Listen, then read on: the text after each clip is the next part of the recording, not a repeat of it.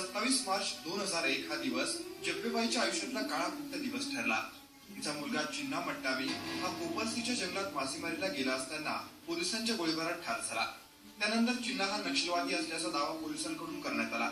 मात्र भामरागडच्या बाहेर न पडलेल्या या महिलेनं थेट सर्वोच्च न्यायालयापर्यंत लढा दिला आणि अखेर तिच्या पदरात 2007 साली सरकारकडून थोडीफार मदत झाली। तिचा मुलगा नक्षलवादी नसल्याचा अहवाल सरकारकडून देण्यात आला। असा हा लढा देणाऱ्या जब्बेबाईचा काल मृत्यू झाला। तिच्या या लढ्यात तिला मुलाची साथ दिली ती श्रमिक एल्गारच्या पारमिता गोस्वामी यांनी। माडिया समाजाची आदिवासी बाई आहे, जिनं हायकोर्टात आणि सुप्रीम कोर्टात आदिवासींचं दुःख मांडलं। तिने तिच्या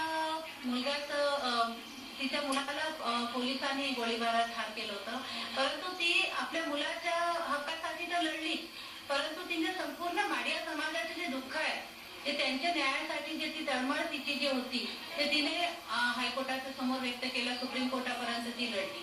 ती पहिली आणि एकमेव अशी व्यक्ती आहे माडिया समाजाची जिने या संपूर्ण व्यवस्थेसोबत तिने लढा दिला। मृत चिन्हाच्या कपाळावरचा नक्षलवादी असल्याचा कलंक पुसण्यासाठी जब्बेबाईला ईटीव्हीनं तब्बल 7 वर्ष साथ दिली। जब्बेबाईचा काल मृत्यू झाला, मात्र तिच्या मृत्यूनं या घटनेतल्या आठवणीही पुन्हा एकदा ताज्या झाल्या। जब्बेबाईनं जाताना आदिवासी महिलांना अन्यायाविरोधात लढण्याची उमेदही दिली। तिचा हा आदर्श काय राहील तेही नक्की। जब्बेबाईच्या या कार्याला ईटीव्हीचा शेवटचा सलाम। Mahesh Tiwari, ETV news, Gadchiroli. मुंबई।